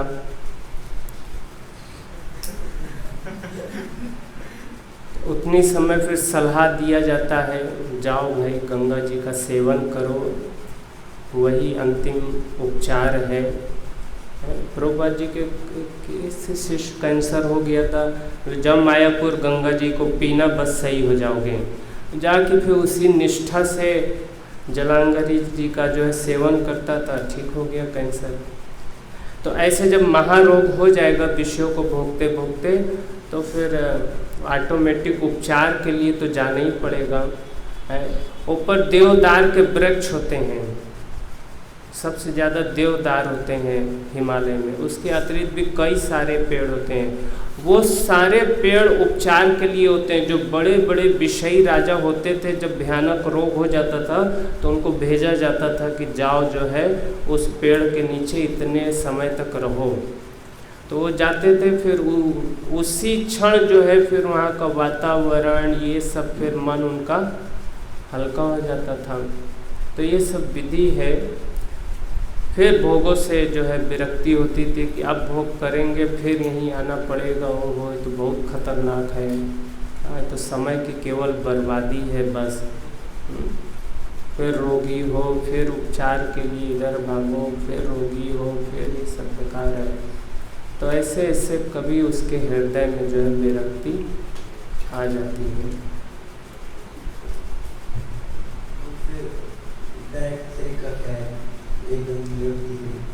डायरेक्ट तरीका है शास्त्रों का अच्छे से अध्ययन। जो सतोगुणी व्यक्ति होता है वो शास्त्र पढ़ कर के सावधान हो जाता है। रजोगुणी व्यक्ति को शास्त्रों पर विश्वास नहीं है। जैसे शास्त्र में लिखा है कि आग जला देती है, ठीक है, सतोगुणी व्यक्ति कभी भी आग से मजाक नहीं करेगा क्योंकि जान गया है कि आग जला देगी। लेकिन रजोगुणी व्यक्ति विश्वास नहीं करेगा। वो जब किसी जले हुए व्यक्ति को देखेगा तब पूछे भैया कैसे जले, तब वो बताएगा भाई आग से जल गए। तब वो सावधान हो जाएगा, अरे आग सही में जला देती है, तो लिखा हुआ है वहाँ पर। तमोगुणी व्यक्ति देखे हुए को भी ज्ञान नहीं ले पाएगा, कहे सब फालतू है। जब वो जल जाएगा तब कहे भाई आग जला देती है।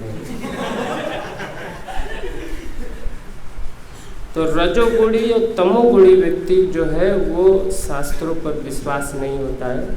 सतोगुणी व्यक्ति अलर्ट हो जाता है, तुरंत सावधान हो जाता है। मनुषा जन्म पैया राधा कृष्ण ना भजिया जनिया सुनिया विष खाएनु। वो समझ जाता है वो शरीर केवल राधा कृष्ण को भजने के लिए है, नहीं तो बर्बाद हो जाएगा जीवन। तुरंत सावधान हो जाएगा।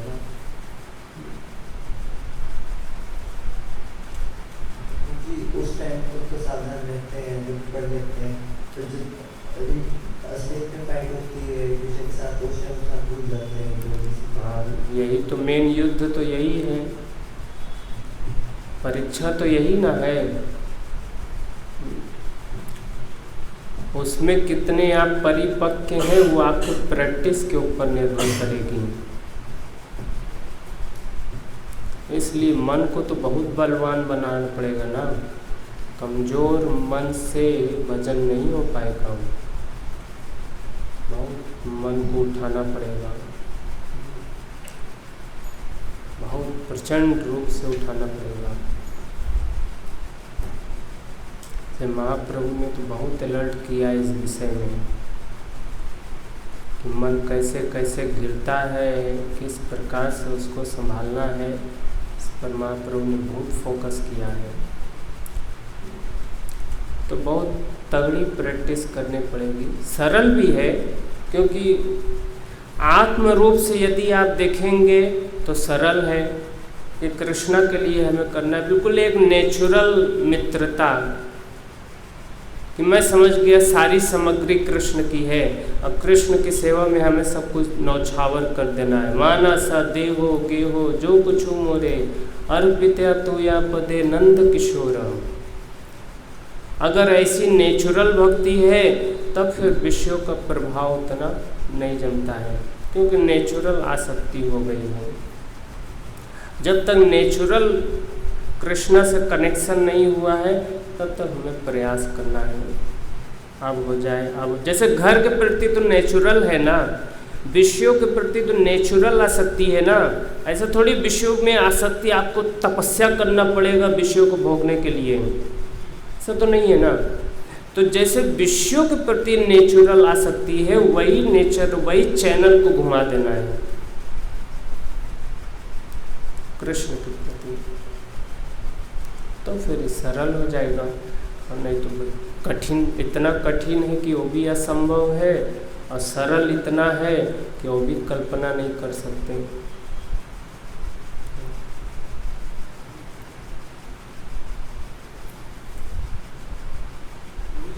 एक प्रश्न है जो काफी मुझे उससे पूछता है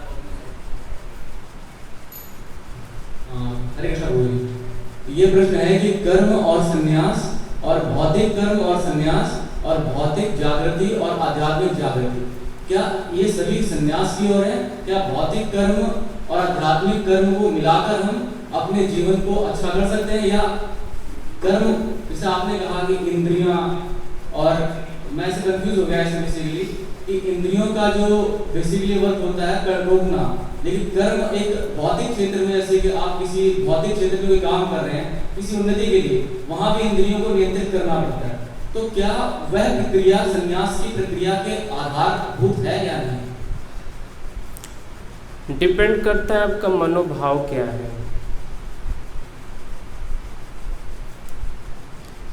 मन का ही तो सारा खेल है। मन यदि कृष्ण में नहीं लगा है तो सारे कर्म आपके, सारे शुद्धिकरण केवल बकवास है, कोरा कागज है। चाहे जितना आप तपस्या, चाहे जितना आप सामाजिक आचरण कर लीजिए, चाहे जितना सामाजिक मर्यादा का पालन कर लीजिए, कुछ भी कर लीजिए, संसार संसार कोरे मिछे गए लोकाला, लाभ ना होइलो किछु घटिला जंजाला। ये है कंडीशन। मुझे एक और प्रश्न है, जब पांडव अर्जुन जी अब युद्ध नहीं कर रहे थे, भगवान श्री कृष्ण जी युद्ध के लिए उन्हें प्रेरित कर रहे थे, तब उनके मन में एक प्रश्न आया था कि अगर मुझे सारा ज्ञान प्राप्त हो चुका है तो मैं अपने ज्ञान को क्यों नहीं संन्यास की ओर ले जाता हूँ। तब भगवान ने उन्हें कर्मयोग का ज्ञान दिया था। तब उन्होंने कर्मयोग समझाया था कि आपका जो कर्तव्य है जीवन का, उस कर्तव्य से भागना भी आपको जीवन के लिए हानिकारक सिद्ध हो सकता है। अगर आप यह कर्तव्य पूरा कर देते हैं तो आप जीवन के सत्य को प्राप्त कर लेते हैं। जब सत्य प्राप्त कर लेते हैं तो आप उस और अग्रसर हो जाएंगे जो संन्यास की परिपक्वता है। तो जीवन का जो मुख्य कर्म है, जो हर व्यक्ति के लिए अलग अलग हो सकता है, उद्देश्य अलग अलग हो सकता है, उस और भी जागृति करना क्या आज के समय में आवश्यक है या अत्यधिक महत्वपूर्ण है या निरावश्यक? संसार के प्रति जो कर्तव्य है वो एक औपचारिकता है। कृष्ण के प्रति औपचारिकता नहीं है, कृष्ण के प्रति धर्म है, स्वधर्म है और अकर्म है। संसार के प्रति आपको जो कर्म करना है या संसार को मेंटेन करने के लिए जो कुछ करना है वो एक औपचारिकता है। समाज को एक अच्छा मार्गदर्शन आपको देना है। आप अपने इंद्रियों को शुद्ध करके क्या करना चाहते हैं, भगवान ने तब कहा है तब प्रचार करो। भारत भूमि ते जन्म होइलो यार, जीवन सार्थक कोर कोरी पर उपकार। महाप्रभु ने कहा पहले आप अपना कल्याण कर लो, पूरी तरह से परिपक्व हो जाओ, फिर समाज का मार्गदर्शन करो, समाज को भी फिर एक अच्छी दिशा में ले करके चलो। ये नित्य सन्यासी का वर्क है। धन्यवाद प्रभु जी। हरे कृष्ण। Thank you. मेरा एक प्रश्न था, प्रभु जी के प्रश्न में ऐड करना चाहूँगा कि मतलब संसार को भोगते भोगते जब तक अनाथ सत्य पैदा न हो जाए तब तक भोग करना चाहिए। लेकिन हम प्रहलाद महाराज की शिक्षा में देखते हैं कि वो हम शिक्षाएँ देते हैं कि 5 साल की उम्र से हमें मतलब भक्ति करनी चाहिए। तो हम इससे हम शिक्षाएँ लेते हैं 5 साल की उम्र शुरुआत से हमें भक्ति करना चाहिए। लेकिन फिर हम देखते हैं कि जो भौतिक संसार के अंदर हम अपने काम में जो छोड़ते तो फिर हम उसमें आसक्ति पैदा कर लेते हैं। एक तरफ से हम देखते हैं कि जब हम फिर साधना भक्ति जो अवसर होते हैं, जब हम बहुत चीज़ें देख चुके होते हैं, बहुत चीज़ें वो कर चुके होते हैं, तब साधना भक्ति में हमें आपको वही संस्कार के रूप में देखने को मिलते हैं। तो उसमें बहुत चीज़ें हमें स्ट्रगल करना पड़ता है भक्ति को आगे ले जाने के लिए। तो ये मतलब हम किस तरह से इतनी जल्दी प्रगति कर पाते भक्ति को लेकर, एक तो ये। और जो दूसरा ये जो प्रहलाद महाराज की शिक्षाएं जब ग्रहण करते हैं तो उस एज में मतलब इतनी सारी चीज़ें तो हमने देखी नहीं होती है। तो उस इस स्थिति में हम कैसे भक्ति में प्रगति कर रहे हैं और इस स्थिति में कैसे आगे प्रगति कर रहे हैं, तो इन दोनों के बीच में आप कुछ नहीं करेंगे। सप्त ऋषि का नाम सुना आपने?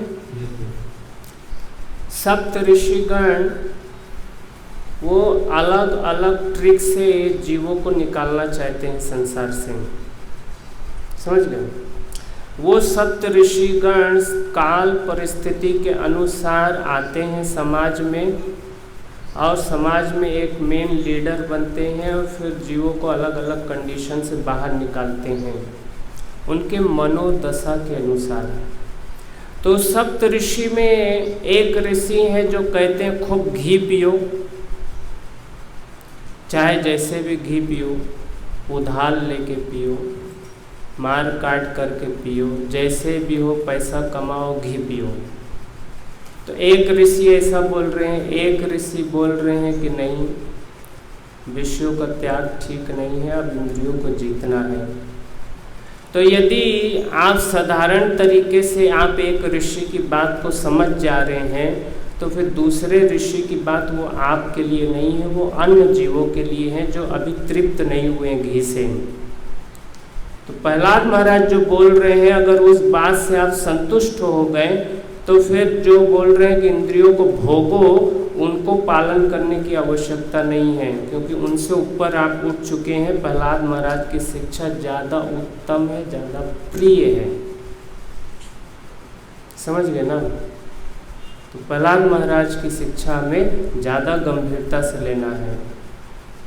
प्रहलाद महाराज जिस प्रकार से शुद्धिकरण करने की बात को बता रहे हैं वो सर्वश्रेष्ठ है। इसलिए महाप्रभु अपने पूरे जीवन काल में दो लोगों की ही घटना सबसे ज़्यादा श्रवण करते थे, एक प्रहलाद महाराज और दूसरा ध्रुव महाराज, और दोनों ही 5 साल के बच्चे हैं। तो हमें प्रहलाद महाराज को ज़्यादा फोकस करना है, क्योंकि उस चेतना से ही हम छोटे छोटे चेतना से ही बढ़िया से मेंटेन कर सकते हैं सबको। ये तो बहुत आगे चल के है कि अभी विषयों के विषय में ज्ञान, छोटे बच्चे को विषयों के विषय में क्या ज्ञान है? कोई ज्ञान नहीं है। अभी तो केवल आपको उसको मोड़ना है बस भक्ति मार्ग में। बड़े व्यक्ति को विषयों का ज्ञान हो चुका है, क्योंकि वो सेवन कर चुका है, इसलिए उस एंगल से वहाँ उसको मोड़ना है। अभी वो समझ गया है कि विषय क्या है, बच्चा नहीं समझा है विषय क्या है। तो बच्चे के लिए अलग दृष्टांत है, बड़ों के लिए अलग दृष्टांत होता है, ठीक है? तो जैसे तो जैसे उन्होंने मतलब विषयों को देखा तो फिर वो उनकी इंद्रियां विचलित हुई, तब उस केस में हम देखते हैं कि उन्होंने मतलब भक्ति तो करनी चालू की, लेकिन जब विषयों में देखा तो फिर उसमें वो लिप्त हो गए।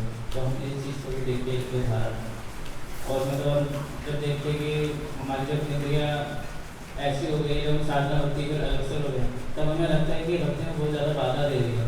तब भक्ति से कुछ मतलब फिर से वही पुरानी स्थिति में लौट आता है। तो फिर इस स्थिति में फिर भक्ति कैसे बढ़ रही है? प्रैक्टिस करना है। सबकी अलग अलग कंडीशन है, सबको बाधा नहीं होती है। किसी का प्रारब्ध अच्छा है, जैसे एक उदाहरण से आप समझ लो अच्छी तरह। पहले ज़माने में खाना पकाने के लिए स्टोव चलते थे, देखा ना? स्टोव, गैस भरो, पिन करो, जलाओ। तो जब स्टार्टिंग में आप करेंगे तो बार बार पंपिंग करना पड़ेगा, बार बार पिन लगाना पड़ेगा, है ना? तब वो जलता है। लेकिन जो कंटिन्यू जल रहा है वो बीच में बंद हो गया है, तो बार बार आपको नहीं करना है, बस केवल स्पर्श करने की आवश्यकता होती है बस। तो ऐसे ही प्रारब्ध है, ऐसे ही चेतना है।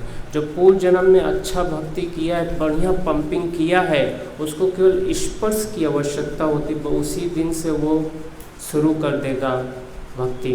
और जो नहीं किया बार बार पंपिंग करना पड़ेगा, करो भाई मर जाओगे, ये है वो है, बहुत माथा पच्ची करना पड़ेगा।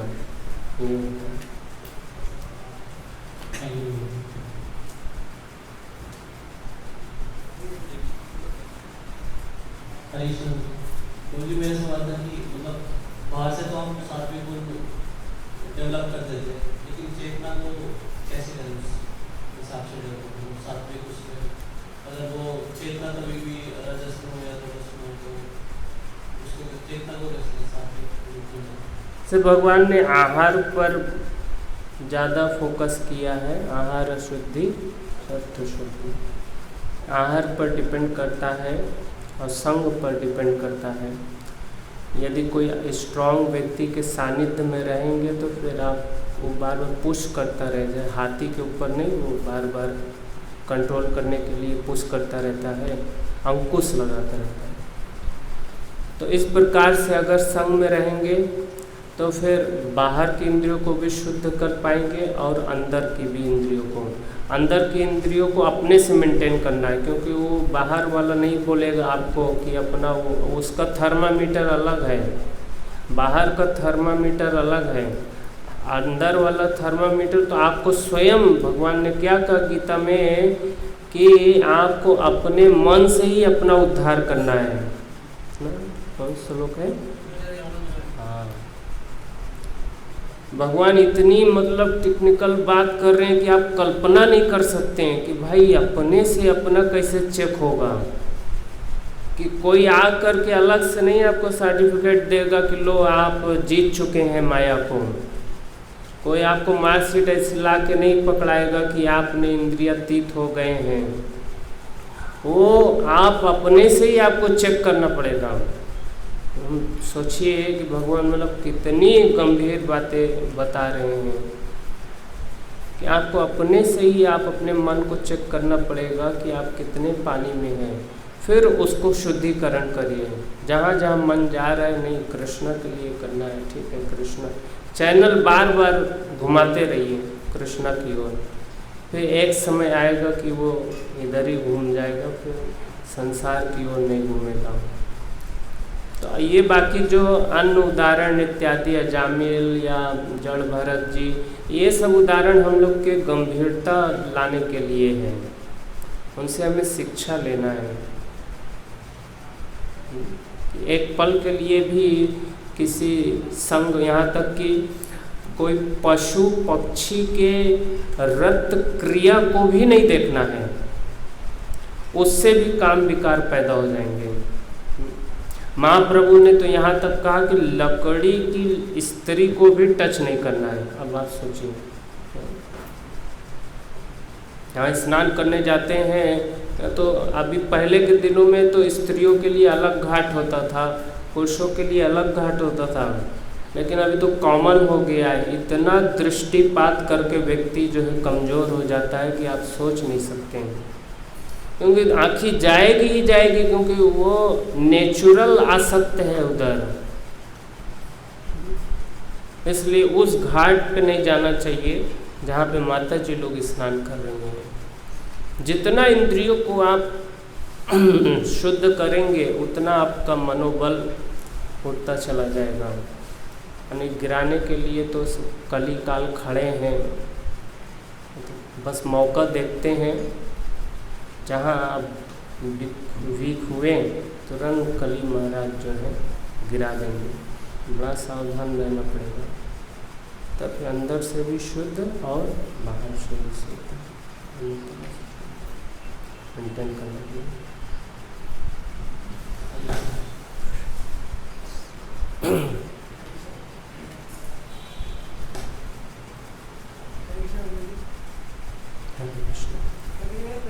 आपने समर्पण और समर्पण के बारे में बताया,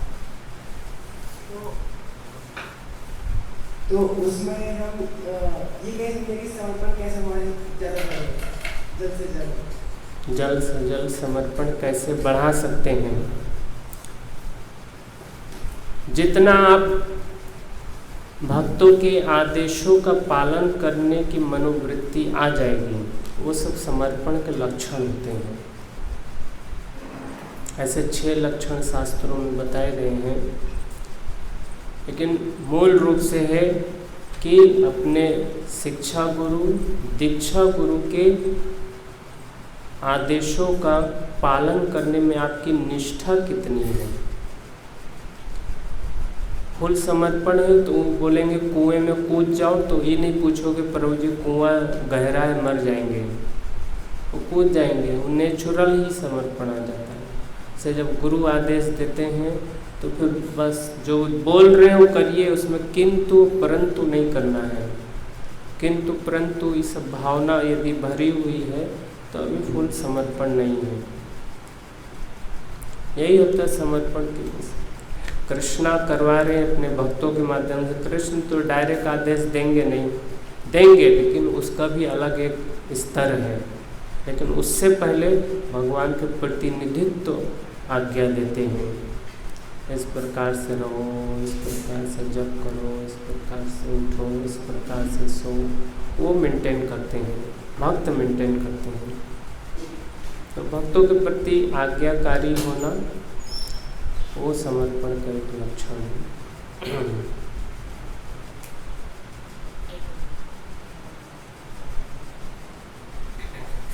जैसे समर्पण की तो प्रभु जी आजकल बोलते हैं कि मतलब अपनी बुद्धि लगानी चाहिए, इंटेलिजेंस लगानी चाहिए कि कौन सही है। कि जैसे आपने कहा कि कुएं में कूद हो, तो बोलते हैं कि मतलब पहले अपनी बुद्धि भी लगाओ कि कूदना चाहिए कि नहीं कूदना चाहिए। अब प्रभु जी उस वाली थिंकिंग को जैसे आप मॉडर्न वर्ल्ड में बनते जा रहे हैं तो उसको वो पता भी नहीं करते, मतलब नहीं लगानी सकते गुरु जी कहते हैं, तो उस चीज़ को कैसे बढ़ाएं, समझ को और कैसे? बुद्धि यदि परिपक्व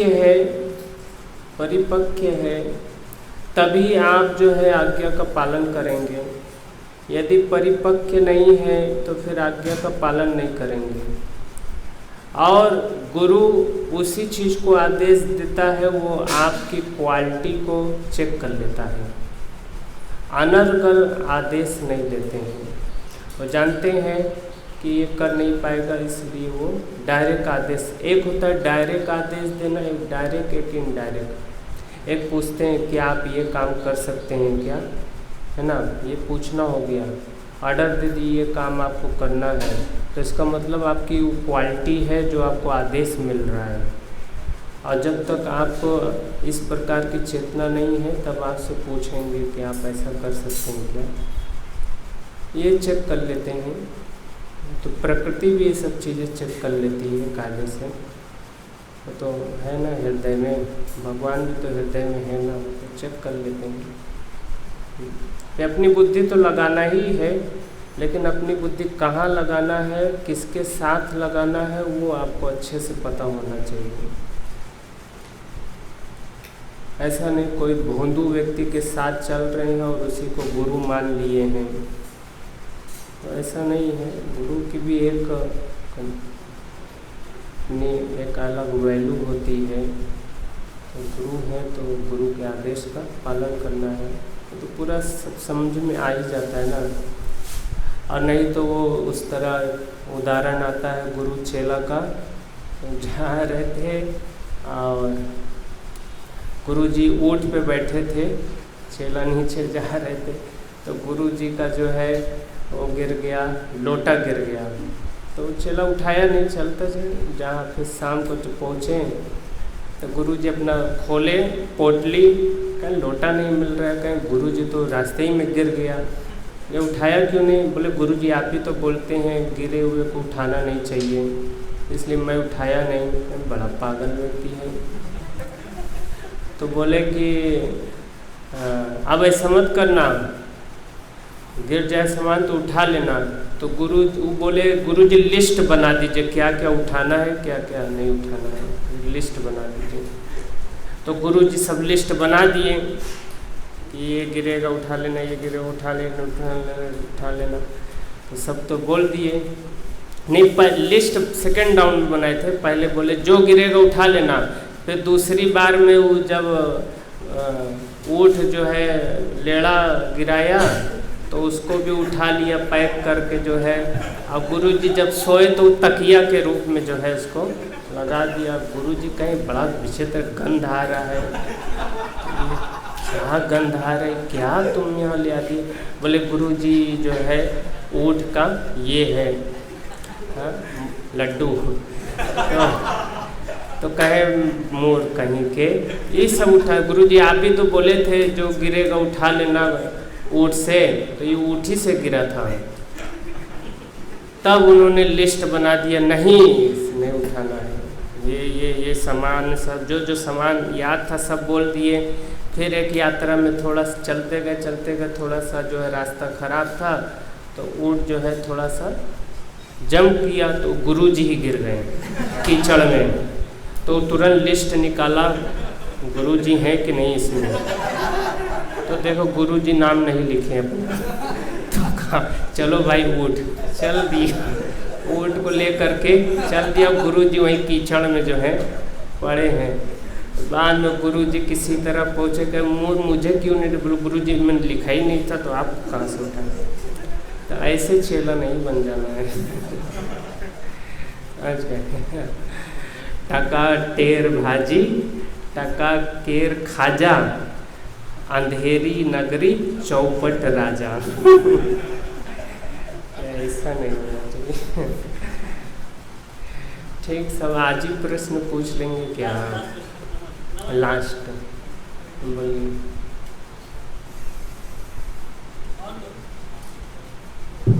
तो जी आपने अपने लेक्चर में बताया कि यहाँ पे हमें हरिद्वार के अंदर साधुवीर और असाधुवीर दोनों प्रकार के हमें मिल गए। तो मैं जानना चाह रहा था, जैसे हम जानते हैं कि वृंदावन है या द्वारका है, मथुरा है, ये आध्यात्मिक जगत में की एक मतलब पहचान है, मतलब वो जो यहाँ पे उसकी फोटो कॉपी करना हमारा। तो जो हरिद्वार ऋषिकेश है, ये इनकी आध्यात्मिक पहचान के बारे में आप कुछ बता सकें अगर, क्योंकि ये मतलब क्या इनका केस वो है जो तीर्थी कुलवंती तीर्थानी वाला केस है कि यहाँ पे गंगा है और बहुत सारे साधु आते हैं, या फिर यहाँ पे कुछ ऐसा विशेष है, ये धाम प्रकट है? तीसरे स्कंद में वर्णन है भगवान का विराट रूप। उस विराट रूप को जब आप पढ़ लेंगे तब समझ जाएंगे कि ये सब नगरी, हिमालय नगरी, एक गंगा, जमुना, गोदावरी, सरस्वती, नर्मदा, ये सब क्या है, वो बड़ा विस्तार से सब भगवान के विराट रूप में पूरा विस्तार से वर्णन आया है। A to Z पूरा ब्रह्मांड ही कृष्ण के अंदर है और कृष्ण के बाहर भी है। मतस्थानी सर्वभूतानि, हाँ, सब अंदर भी है बाहर भी है, सब भगवान के अंग हैं। ये जल, पहाड़, ये सब भगवान के अंग है। तो विराट रूप वो शायद ये भी ब्रह्म इति में ही आता है कि हमें कैसे ब्रह्म का दर्शन करना है। 3 स्टेप होते हैं ना अध्यात्म को समझने का। तो सबसे पहला जो स्टेप ब्रह्म है, वो पहले एक्चुअली लोग जो है वो ब्रह्म के ही रूप में इधर आते हैं कि चलो ब्रह्म का साक्षात्कार करेंगे, कुछ तो है। तो जब पहाड़, नदियाँ, पेड़, ये सब चीज़ें देखते हैं तब कुछ उनका हृदय कहता नहीं भाई है, संसार को चलाने वाला कोई व्यक्ति तो है। तो इस प्रकार की अनुभूति प्राप्त होती है। तब देखता वो गंगा जी हैं का ये महत्व है, नहीं तो फिर मानो तो मैं गंगा माँ हूँ।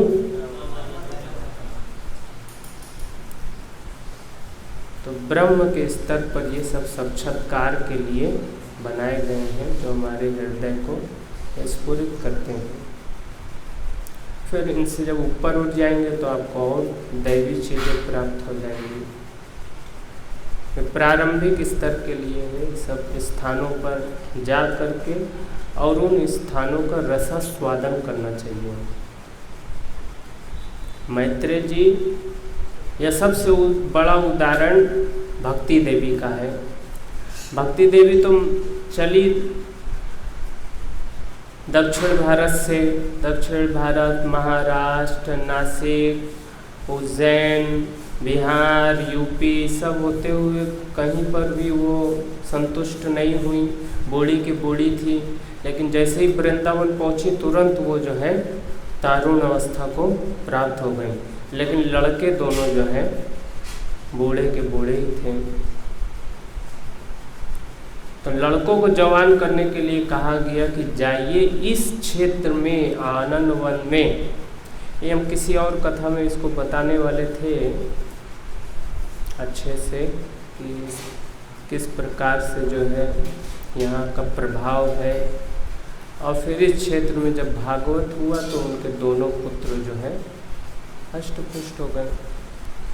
तो ये क्षेत्र एक्चुअली में ज्ञान और वैराग्य का क्षेत्र है।